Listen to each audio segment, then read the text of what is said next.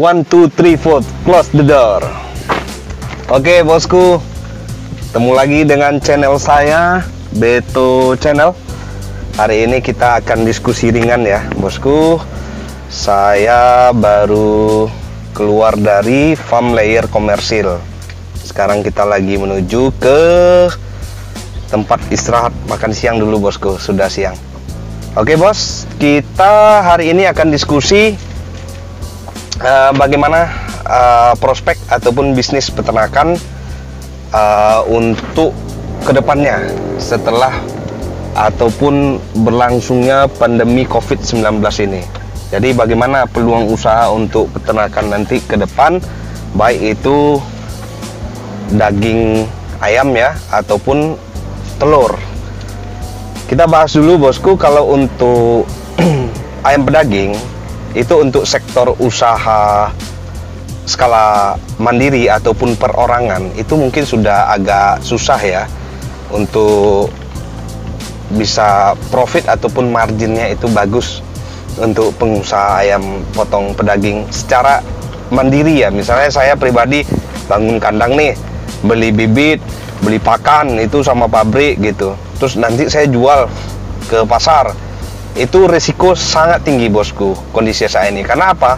Peluang usahanya itu besarnya itu waktu tahun-tahun 2000-an atau 2010 ke sini ya, itu masih oke. Tapi sekarang sudah nggak bisa lagi. Kenapa? Karena sekarang ini bentuk usahanya itu adalah kemitraan bosku. Jadi misalnya kayak perusahaan besar penyedia pakan ataupun DOC itu dia kasih bibit, kasih pakan, dia pakai kandang kita nih, tapi dalam bentuk kemitraan kerjasama gitu. Nanti ayamnya size berapa, ukuran berapa, nanti kalau udah tercapai dia yang tangkap, dia yang jual gitu. Jadi kita yang punya kandang kontraknya berapa kalau sistem kontrak gitu. Jadi kita itu hanya dapat sewa kandang dan jasa kita memelihara di sana.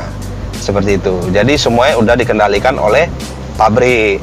Nah, kalau bosku peternak pemula, jangan lihat sisi enaknya saja. Kalau sisi untuk amannya memang begitu, bermitra sama pabrik, tapi toh ya hasilnya akan begitu-begitu aja. Tapi kalau mau expert, mau berkembang ke depan, ya cari peluang-peluang usaha baru bosku. Misalnya seperti beternak ayam kampung pedaging, itu juga akhir-akhir ini digemari. Jadi kalau ayam kampung ini dipelihara secara intensif juga menguntungkan sih bosku untuk saat ini ya. Tapi ke depan kita nggak tahu. Karena konsumsi daging ayam kampung ini sekarang digemari gitu. Kalau di Sumatera Utara sudah nggak heran lagi, misalnya mau Imlek, kemudian tahun baru ya, untuk pesta adat itu yang digemari ayam kampung. Dan konsumsi perhotelan misalnya ya. Jadi prospeknya masih ada. Saran saya bosku, coba lirik prospek ini. Ayam kampung modal juga nggak terlalu besar ya, dan lebih tahan penyakit seperti itu. Itu untuk daging ayam. Nah sekarang kita mau bahas tentang ayam petelur nih. Karena ayam petelur nih harus tiap hari nih. Beda, dia nggak bisa sekali udah bikin kandang ayam petelur, oh tiba saya mau pelihara ayam pedaging aja, nggak bisa. Kenapa? Investasi untuk ayam petelur itu sangat tinggi bosku, sangat tinggi sekali. Jadi betul-betul harus dipikirkan secara matang. Nah sekarang kita mengkaji dulu gimana sih sekarang perkembangan ayam petelur, prospeknya. Kalau setelah pandemi ataupun saat berlangsungnya pandemi corona ini, dari bulan Maret itu ya bosku, ini menurut catatan saya sebagai praktisi peternakan ataupun konsultan peternakan, itu di awal lockdown pemerintah memperlakukan PSBB, itu peternak yang biasanya sudah terprogram misalnya sekali 45 hari ataupun sekali sebulan, sekali 2 bulan ciin ataupun masuk bibit DOC, itu dia pending dulu bosku. Dipending. Kenapa dipending? Karena tidak ada kepastian bisnis ini arahnya akan kemana. Makanya peternak nggak mau ambil risiko dong. Pengusaha risiko tuh di depan gitu. Oh, jadi akhirnya peternak banyak yang nunda ciin ke pabrik nih, saya jatah yang bulan Maret nih, bulan April atau bulan Juni, Mei, saya itu cancel, nggak, tunggu dulu kondisi baik gitu. Akhirnya si pabrik kan nggak mungkin cetak anak ayam kalau permintaannya rendah, breeding gitu. Jadi akhirnya telur breeding tadi yang harus ditetaskan itu dijual juga ke pasar. Nah, dampaknya apa? Harga telur di pasaran itu jadi turun karena telur ayam yang di breeding tadi itu dijual juga, yang harusnya ditetaskan jadi DOC, jadi anak ayam ini dijual dalam bentuk telur. Akhirnya dia kan banting harga nih. Tapi kan si pabrik yang punya breeding juga pasti akan memangkas, karena nggak bisa terus-terusan juga telur breeding dijual ke pasaran, kan juga nggak bagus juga, ya kan? Karena pangsa pasarnya nggak ke situ. Akhirnya adalah pengurangan, apakah itu pengurangan si parent stocknya ataupun telur yang akan ditetaskan ke mesin tetas itu dikurangi. Nah, waktu itu peternak nggak ciin, akhirnya si ayam tuanya itu dipertahankan dulu gitu. Yang ada pertahankan aja dulu. Nah, setelah semester 1 berlalu sampai bulan Juni gitu, akhirnya ekonomi udah mulai jalan lagi nih. Nah, sekarang ketika sudah berjalan normal, neonormal, ayam yang tadi kita tahan itu masa akhirnya kan terpaksa harus dijual karena persentasenya sudah rendah, nggak menguntungkan lagi jual. Sedangkan bibit ayamnya masih sampai detik ini itu harus inden dulu, bosku. Harus inden dulu, harus pesan dulu. Akhirnya ada keterlambatan di dalam CNDOC. Nah, ketika CNDOC ini terlambat, itu populasi di satu farm ataupun satu kandang itu akan turun. Ya toh? Kenapa? Ayam tua sudah diafkir, sudah jual, sedangkan penggantinya belum disiapkan atau lagi dipesan atau lagi baru masuk gitu. Jadi ada beberapa periode gitu yang ketunda. Nah, ketika populasi turun, ya itu rumus ekonomi. Permintaan pasar telur itu ya gitu-gitu aja, bosku. Jadi kalau pasokan telurnya turun, ya harganya sempat mahal. Ya telur ayam waktu itu sempat mahal karena juga pemerintah memberikan bantuan subsidi kepada masyarakat ataupun bantuan pangan ya, beras, gula, telur juga masuk. Akhirnya pemerintah membeli telur ke peternak. Jadi daya serap telur tadi itu juga terdistribusikan dengan baik. Makanya harganya agak mahal sedikit ya, peternak nggak rugi-rugi amat. Nah, sekarang ketika sudah normal, DOC belum ngejar, populasi turun, apa yang terjadi? Terjadi itu adalah kasihannya petani jagung. Harapannya sih pertanian itu harus jalan sama peternakan. Jadi dia ibarat roda gitu ya, bosku. Jadi keterkaitannya tinggi. Di saat populasi turun, daya serap jagung untuk konsumsi pakan ternak, pakan ayam, itu turun otomatis, bosku. Dan petani kan juga, petani jagung misalnya, dia taunya nanam jagung supaya dia bisa menghasilkan. Kan nggak mungkin harus dianggurkan lahannya sampai bertahun gitu, harus nunggu kondisi normal. Akhirnya ketika musim panen datang, si peternak daya serapnya nggak tinggi, sedangkan jagung overload. Ya akibatnya apa? Peternak akan membeli dengan nilai yang murah karena saat ini jagung kita udah banyak, tapi petani tetap jual gitu ya.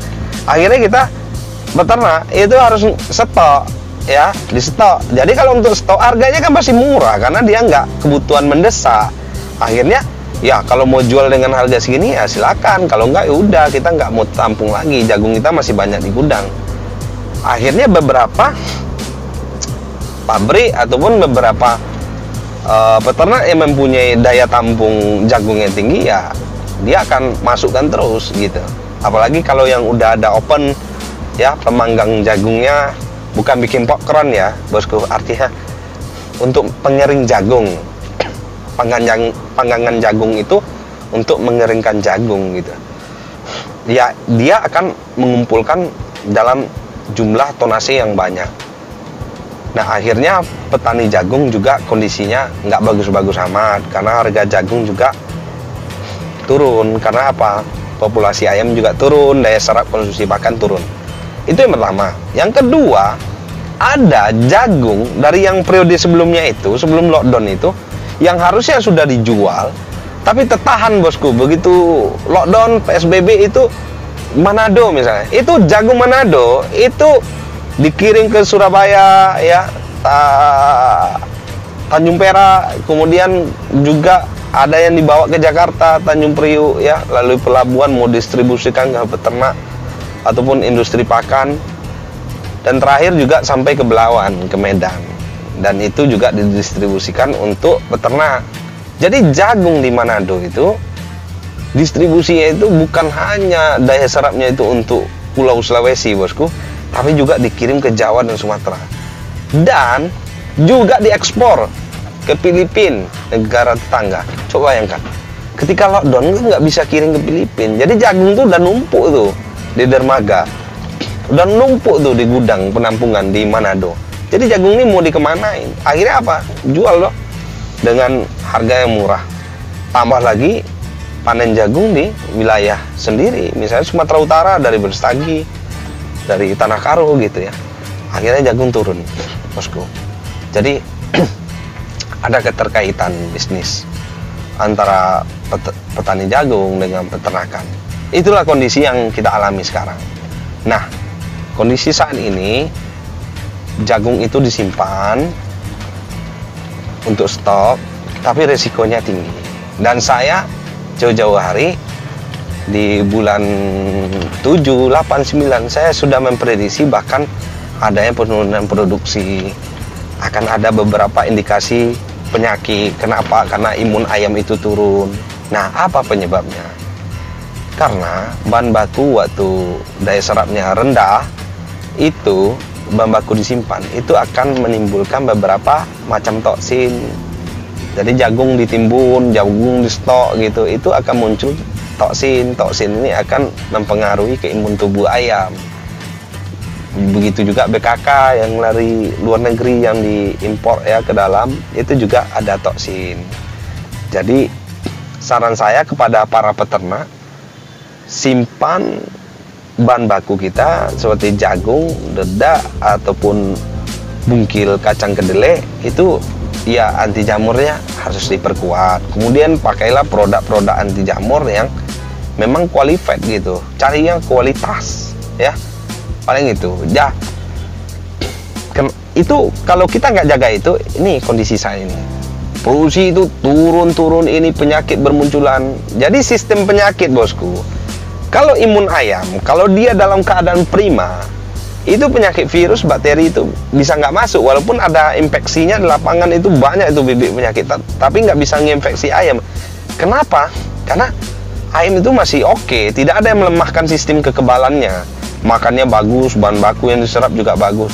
Tapi kalau bahan bakunya ngaco gitu ya, udah banyak toksinnya itu, udah banyak kontaminasi bakterinya juga, kayak tepung ikan yang numpuk lama, itu kan pertumbuhan bakteri ya. Nah, itu yang menyebabkan si ayam tadi down. Nah, ketika down ya akan menyebabkan si ayam tidak akan maksimal produksinya gitu. Nah, analoginya seperti itu bosku. Oke bos, kita sampai situ dulu ya. Saya mau mampir dulu ke variasi, ada mau menemani ini bos variasi sebentar ya, mau makan siang dulu. Oke, segitu dulu bincang-bincang kita. Ya boleh bilang podcast tapi satu arah ya, nggak ada teman hari ini ya, nggak masalah. Mudah-mudahan di lain hari kita undang bintang tamu di sini sebagai narasumber untuk kita sharing-sharing. Oke bosku, sekian dulu.